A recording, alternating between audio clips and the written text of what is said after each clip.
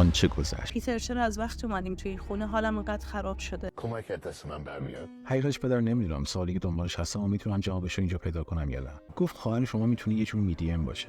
میدیم یعنی چی؟ یعنی کسی که بین دنیای زنده ها و مرده ها میتونه ارتباط برقرار کنه. میبینی امیلی چقدر عجیبه؟ مسیر رد پاها کمی جلوتر دیگه ادامه نداشته. چطور آخه همچین چیزی ممکنه؟ پیتر آخرین رد پا نزدیک راهروی سمت راسته، دقیقاً زیر دریچه سقفی اتاق زیر شیبونی. آره بذار برم از گوشه آشپزخونه چهارپایه بیارم بالا و چک کنم. پله‌ها رو به سمت آشپزخونه پایین رفتم و چهارپایه رد گوشه سمت راست آشپزخونه برداشتم و به سمت طبقه دوم حرکت کردم. همون لحظه متوجه شدم که یک سری قاشق و چنگال روی میز ناهارخوری کنار هم مرتب چیده شدن. خیلی عجیب بود که انگار کسی اونا رو با دقت کنار هم چیده بود. برای همینم امیلی رو صدا زدم تا اونم این قضیه رو ببینه. چراغ آشپزخونه روشن کردم و با دقت به قاشق و چنگالا نگاه کردم. امیلی یه لحظه بیا تا آشپزخونه کارت دارم. چیزی شده پیتر؟ آره بیا میخوام یه چیزی بهت نشون بدم. تو اینا رو روی میز چیدی؟ نه اتفاقا همین سوالو میخواستم از خود بپرسم. به نظرم قصه داره یکم عجیب و پیچیده میشه. فکر کنم یک کسی دیگه تو این خونه باید باشه که داره با اعصاب ما بازی میکنه. هر کسی هست به نظرم همون طبقه بالا باید باشه. شاید همون بچه همسایه است که دیده بودیم چون رد پای یه بچه رو کفوشه. پیتر مطمئنی نیازی نیست پلیس رو خبر کنی؟ نه ببین نمیخوام ماجرای خانواده قبلی اینجا تکرار شه. همسایه‌ها حسابی این مسائل قبلا دیدن و براشون داستان درست شده. تصور کن ماشین پلیس جلوی خونمون جمع شه و همه رو بخواستن به خودش جلب کنه. اینو اصلا دوست ندارم. چهارپایی رو زیر دریچه سقفی گذاشتم و ازش بالا رفتم و دریچه رو با دستم باز کردم و پله‌هاشو پایین کشیدم. وقتی وارد اتاق زیر شیروانی شدم، از اونجایی که تاریک بود و چراغی به روشن کردنش نبود، تنها نوری که از بیرون به داخلش تابیده میشد مسیر جلوی پای منو کمی روشن کرده بود. با دقت به اطرافش نگاه انداختم، اما کسی رو ندیدم که چه توی راهرو و چه توی اتاقش پنهان شده باشه. تنها کمدی که انتهای اتاق بود رو باز کردم، اما اونم خالی بود و کسی داخلش نبود. قبل از اینکه از پله‌ها پایین برم یه بار دیگه چند ثانیه‌ای داخل راهرو رو بررسی کردم که مطمئن بشم کسی اونجا نیست. بعدش هم پایین رفتم و امیلی دیدم که منتظرم بود. ازم پرسید چی شد؟ هیچکس اونجا نبود؟ نه من مطمئنم کسی اونجا نبود. امیلی تو چی فکر می‌کنی؟ ببین پیتر اصلا این رد پاها عادی نیستن. اگه دقت کنی از یه جایی شروع شدن و یه جای دیگه اثری ازشون نیست. من گوشی به گوشه طبقه پایین رو گشتم اما هیچی ندیدم. میخوای تو بری توی حیاطم بگردی؟ آره خوب شد گفتی. همینجا باش الان برمیگردم. وارد حیاط شدم، با نور گوشیم مسیر رو روشن کردم و خودم رو تا پشت تاپ رسوندم، اما کسی رو پیدا نکردم. همون لحظه یه نگاه پنجره اتاق طبقه دوم انداختم و یه خانم دیدم که از جلوی پنجره عبور کرد. اون امیلی نبود. مطمئنم یه کسی دیگه رو دیدم که موهای بلندی داشت. با سرعت خودم رو به همون مکان رسوندم و امیلی دیدم که داره کفوشه رو تمیز میکنه. اما هیچ کسی اونجا نبوده. دیگه داشتم مطمئن میشدم منم دچار توهمات شدم. چی شده پیتر؟ چرا انقدر مضطربی؟ هیچی، تو حیاط همه جا رو گشتم، فقط یه لحظه حس کردم کسی دیگه‌ای رو از پنجره داخل خونه دیدم. گویا خودت بودی و انگار من دچار توهم شدم. پیتر به نظرت اصلا صلاح هست ما تو این خونه بمونی؟ میخوای این قضیه رو با خانواده تامسون؟ نه چیزی نشده. احتمالاً کار همون پسر بچه است. احتمالاً یه جایی بابای کسی وارد خونمون شده و الان دیگه اینجا نیست.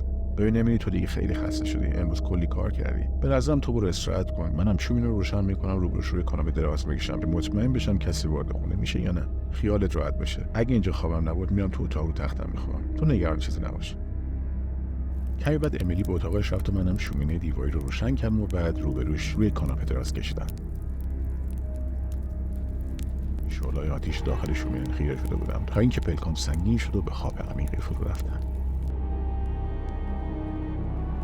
همین که چشمو باز کردم صدای خنده‌های زنی رو میشنیدم که از طبقه دوم میومد.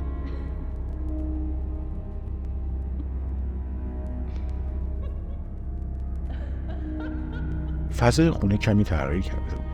عقربه‌های ساعت به طرز عجیبی در جهت مخالف حرکت می‌کرد و هوایی روشن و تاریک می‌شد. انگار زمان داشت به گذشته برمیگشت. به سمت منبع صدا حرکت کردم که از طبقه دوم میومد. پله‌ها رو یکی پس از دیگری بالا رفتم، خودم به انتهای سالن کنار در اتاق انباری که مال وسایل مالی قبلی اون خونه بود رسوندم. از سوراخ در داخل اتاق رو نگاهی انداختم. خیلی داخلش ممنوع بود و بازم بیشتر دقت کردم. ناگهان چشم شخصی پشت کلید در اتاق دیده شد. انگاری که داشت من از پشت در نگاه می‌کرد. آهای کسی اونجاست؟ تو کی هستی؟ همون موقع دستگیره در رو چرخوندم و در کمال ناباوری دری که همیشه قفل بود باز شد، اما نه به اون اتاق بلکه به یه سالن بزرگ. من که مات و مبهوت به اطرافم نگاه می‌کردم متوجه شدم وسط سالن یک بیمارستانم. یه فضای نیمه تاریک و ساکت که خبری از کسی درونش نبود. راهرو رو مستقیم جلو رفتم تا خودم رو به صدای اون خنده ناشناس نزدیک کنم. اونجا یه بیمارستان بود با اتاقایی که تعدادشون خالی بودن و تختای خالی از بیمار همه جای سالن پخش شده بود. اون تختا هیچ مراقبی بالاش نداشتن و هیچ کسی روشون نبود. خیلی برام عجیب بود. آخه من اونجا چی کار میکردم؟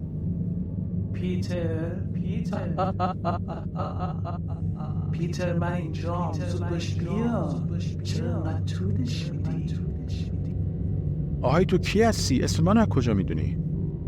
انتهای راه رو رسیدم اون شخص رو دیدم که روی صندلی ویلچرش نشسته بود و به سمت چپش خیره به زمین نگاه میکرد. چند باری صداش کردم اما هیچ جوابی نداد. چه عجب پیتر، فکرشم نمی کردم به ملاقاتم بیای. آهای تو کی هستی؟ چرا خودتو نشون نمیدی؟ من اینجا چیکار میکنم؟ سعی کردم مسیرم رو ادامه بدم تا به منبع صدایی که میشنیدم برسم. همه اتاقا تقریبا خالی بودن و کسی روی تخت نبود.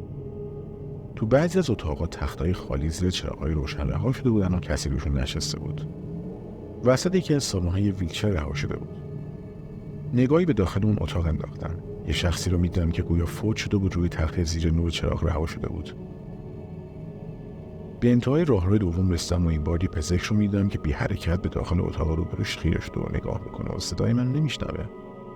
معلوم نبود اصلا اونجا کجا بود، ولی هر کسی که صدا می‌زدم جوابم نمیداد. تا اینکه در حال عبور از راهروی کناری بودم که یکی منو صدا کرد.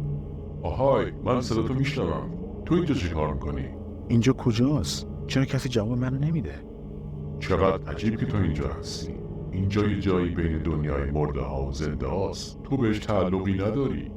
تو باید یک میدیم باشی تا تونسته باشی به این مکان سفر کنی. شاید هم کسی تو رو فراخونده باشه. من سالها پیش توی این بیمارستان روی این صندلی جون خودم رو از دست دادم. بعدش هم توی این جهنم لعنتی گیر افتادم و هیچ راه خروجی هم ندارم. بهت پیشنهاد میکنم هرچه سریعتر از این مکان بری. اینجا نفرین شده است. دوست ندارم بلایی که سر من اومد سر تو هم بیاد پسر جوان. سریعتر از اینجا برو. اوکی دارم تلاشم میکنم اما نمیتونم مسیر خروج رو پیدا کنم. من اصلا کجام؟ مسیرم رو ادامه دادم و به یک سالن بزرگتر رسیدم. باز هم تختای خالی و چراغ‌های نیمه روشن رو میدم تا اینکه نزدیک سرویس بهداشتی بیمارستان شدم و صدای باز شدن یکی از درها توجه من به خودش جلب کرد. به سمت در حرکت کردم و با دستم در به نیمه باز و تا آخر باز کردم. تو دیگه کی هستی؟ اینجا چی کار میکنی؟ اسم من از کجا میدونی؟ به همین سادگی منو فراموش کردی؟ البته فراموشی چیز بدی هم نیست، باعث میشه عذاب وجدان کمتری برات پیش بیاد، نه؟ منم آماندا، اون معشوقه دیوونه که برای رسیدن به هیچی کارایی که نکرد آخرش هم از خاطراتت پاک شد. البته به سخت نمیگیرم، این یه جور واکنش مغز آدم نسبت به خاطرات تلخش. بالاخره هر کی در گذشته کارایی رو کرده که ممکنه هنوزم عذابش بده. اینکه تو تصمیم اشتباهی گرفتی و خودتو کشی مقصرش منم؟ تو یه طرفه منو دوست داشتی، خودت اینو خوب میدونی. چند بار تلاش کردی خودتو بکشی و من جلوتو گرفتم، اما دیگه دفعه آخر دست من نبود. الان بعد من جوابگوی این قضیه باشم. بارها بهت گفتم ما به درد هم نمیخوریم، اما تو گوش شنوا نداشتی. آخرش هم بلا رو سر خودت آوردی. چه توجیه زیبایی، تحت تاثیر قرار گرفتم. در حین صحبت باهاش بودم که یک دفعه ناپدید شد. مسیرم به انتهای راه رو ادامه دادم تا بتونم راه خروجی از اون مخمصه رو پیدا کنم که ناگهان دیدم روبروی من رو زمین نشسته. چطور تونستی انقدر بی احساس باشی که با منی که انقدر دوست داشتم این رفتار رو بکنی و به هم بی اعتنا باشی؟ تو چشام نگاه کن و بگو چطور تونستی انقدر بی رحم باشی هان؟ چطور؟ جوابم بده. چطور؟ خیلی راحت گذاشتی خودم رو بکشم و بعدش منو به راحتی از ذهنت پاک کردی. الان باید جواب جنایتتو بدی. تو نمیتونی از دستم قصر در بری پیتر. میفهمی چی میگم؟ پیتر بیدار شو، تو توی کابوسی. بیدار شو.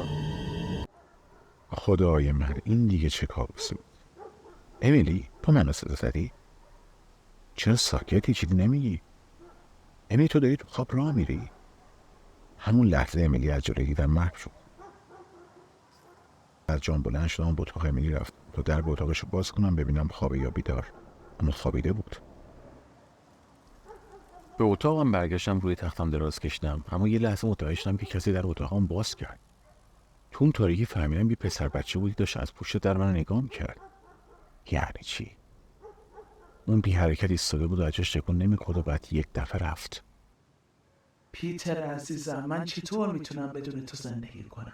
خودت خوب میدونی که عشق ما تموم شدنی نیست. بعد این همه سال انتظار الان خودت پیشم اومدی، پس منم هر جا و هر لحظه کنارت خواهم بود. همه جا. خدای من، این دیگه چه کابوسی بود. کم مونده بود سکته کنم. اصلا شبیه خواب نبود، باورش هم سخته.